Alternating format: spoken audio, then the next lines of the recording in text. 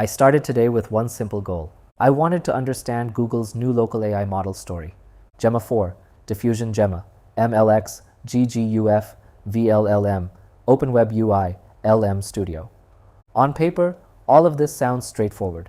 Download a model, run it locally, keep your data private, use it like a personal assistant. In practice, there is a stack underneath that sentence. If you do not understand the stack, local AI gets confusing very quickly. This video is the guide I wish I had before I started. I'm going to explain what you actually need to run AI locally, what the difference is between Google's recent release, Gemma 412b and DiffusionGemma, why I ended up choosing LM Studio for my Mac, and when tools like vLLM and OpenWebUI make sense. I am also going to show the parts that went wrong, the model that did not respond, the port conflict, the Python install error, the vLLM playground interface that felt more like a control panel than a clean chat app, and the final setup that made the most sense for a normal local workflow. For context, this is on an Apple Silicon Mac with 16 gigabytes of unified memory. That detail is useful because local AI advice changes fast depending on your hardware. A setup that works well on a high-end NVIDIA machine can be painful on a base Mac. A model that technically fits in memory can still slow the rest of the machine down. So this is not a cloud deployment guide. This is a practical local AI setup guide for people who want to run models privately on their own machine, understand the choices, and avoid wasting a day on the wrong path. First, let's map the stack.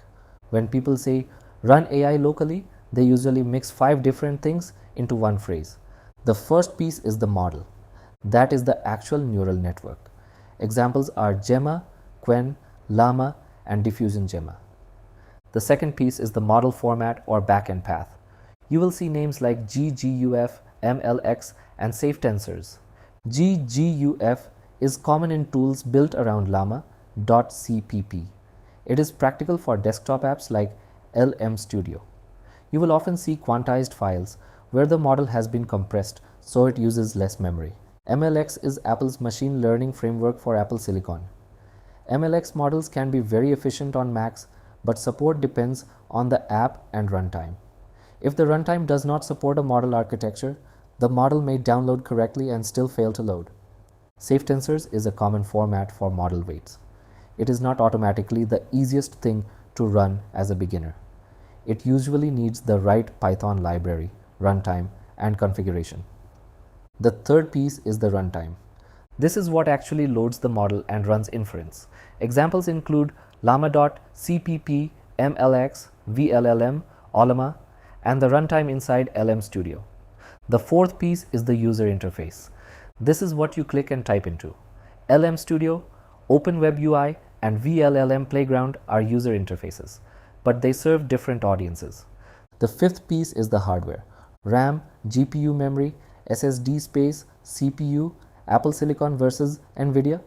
All of that decides what is practical. Most local AI confusion comes from mixing these layers. You might download the right model, but in the wrong format. You might have the right format, but the wrong runtime. You might have the right runtime, but a UI that does not show model switching clearly. You might even get everything working, then realize the model is still using RAM after you finished chatting. That is exactly the path I went through. Now let's address the main model question. Gemma 4 and DiffusionGemma are related, but they are not the same thing. Gemma 4 is Google DeepMind's practical open model family. It has different sizes, including smaller models and larger models. The 12B version is the one I focused on because it is a serious general purpose model, but still realistic on consumer hardware when you use the right quantized version. In LM Studio, the practical choice for my system is Gemma 4 12B QAT in GGUF format. QAT means quantization aware training. In plain English, it is designed so the compressed version keeps more quality while using less memory. That is why it is a good local model to try first. It is not the smallest option, it is not the fastest option, but it is a strong balance of quality and practicality. DiffusionGemma is different. DiffusionGemma is built on the Gemma 426BA4B mixture of experts architecture.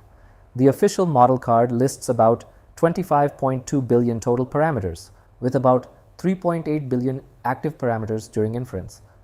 The main difference is how it generates text. Most chat models generate one token after another. They read the prompt, predict the next token, then predict the next token after that, and continue step by step. DiffusionGemma uses discrete diffusion for text. Instead of only generating one token at a time, it works with blocks of tokens. Google describes this as a canvas. The model repeatedly denoises that canvas until the output becomes stable. A simple way to picture it is this. A normal chat model writes from left to right. DiffusionGemma sketches a block, refines it, and then moves to the next block. That design is interesting because it is aimed at faster generation. The official docs talk about generating many tokens per forward pass on high-end accelerators. But that does not mean it is the best first model for a normal laptop. I did not install DiffusionGemma locally for this video. I am walking through the official docs because that is the accurate way to cover it right now in this setup.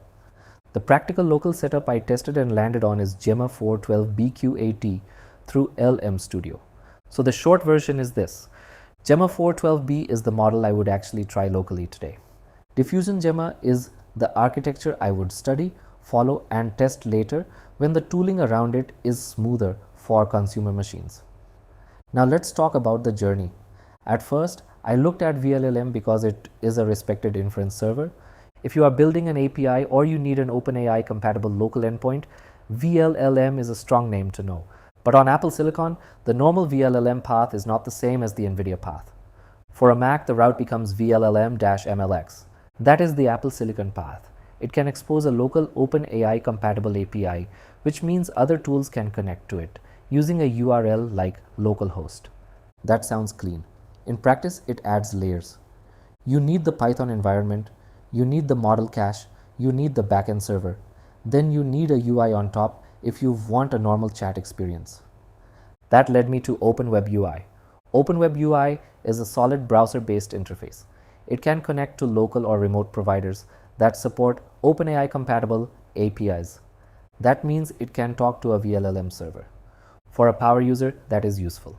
For a beginner, it adds more setup steps. I also tried vLLM Playground. This is where the experience became less clear. vLLM Playground felt more like a server management interface than a clean daily chat tool. It showed server controls, instances, logs, metrics, benchmark panels, and remote connection settings. That is fine if you are managing inference servers. It is not what I would recommend to someone who just wants to pick a model and chat. I also ran into normal local development problems. One server tried to bind to port 8000 while something else was already using it. That is a common local server problem. The machine was not broken. It just means one process already owned that port. Then a model appeared to be loaded, but the UI did not respond as expected. That is the kind of issue you get when the model, the server, and the UI all have to agree on request format, response format, model name, and capabilities. Then I hit the Python packaging error. I tried installing an MLX package with pip, and macOS told me the environment was externally managed. That message comes from Python packaging rules that protect homebrew or system-managed Python installations. The safe answer is to use a virtual environment, not to force packages into the global Python environment. None of these errors are unusual. They are just the cost of building the stack manually. After going through all of that, the conclusion became clear.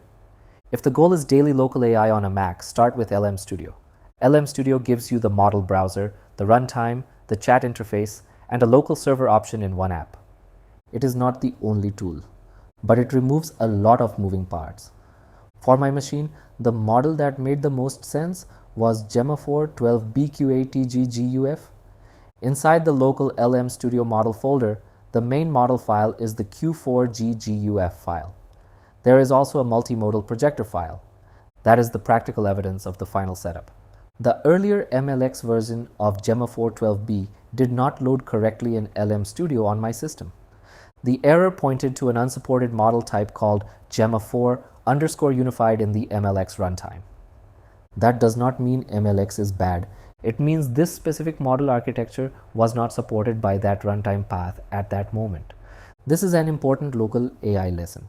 Do not choose a model only because the model name looks right. Choose the model, the format, and the runtime together. For this Mac, If I wanted the fastest response and did not need the 12B model, I would choose a smaller model, like Gemma 4E4B or another compact model. If I wanted coding help, I would look at quencoder models.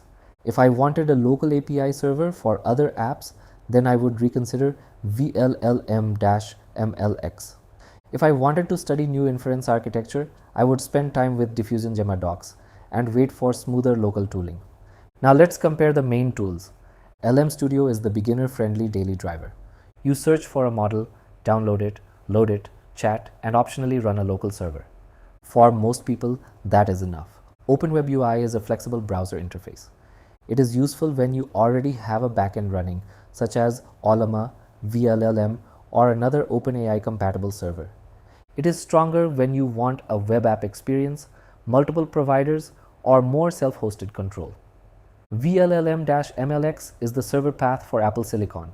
Use it if you care about APIs, endpoints, routing, and connecting multiple tools to a local model server. It is not the first thing I would give a beginner. vLLM Playground is useful for exploring vLLM servers, but I would not use it as the main chat interface for a simple local AI setup. That is the tool map. Now let's talk about privacy. Local AI is attractive because prompts can stay on your machine. But privacy is not just one switch. There are several layers. The model files may be downloaded from the internet. The app may check for updates. The chat history may be stored locally. If you enable a local server, it may listen only on localhost or on your local network, depending on settings. If you connect a WebUI to a cloud provider, then prompts may leave the machine. So the practical privacy workflow is simple. Use a local app. Run a local model. Check whether the server is bound to localhost. Disable cloud providers if you do not use them. Know where chat history is stored. And when recording a video, hide notifications, browser profiles, and any personal folders. Performance has the same kind of trade-off. A bigger model can give better answers, but it uses more memory. A longer context window lets the model read more text, but it also increases memory usage.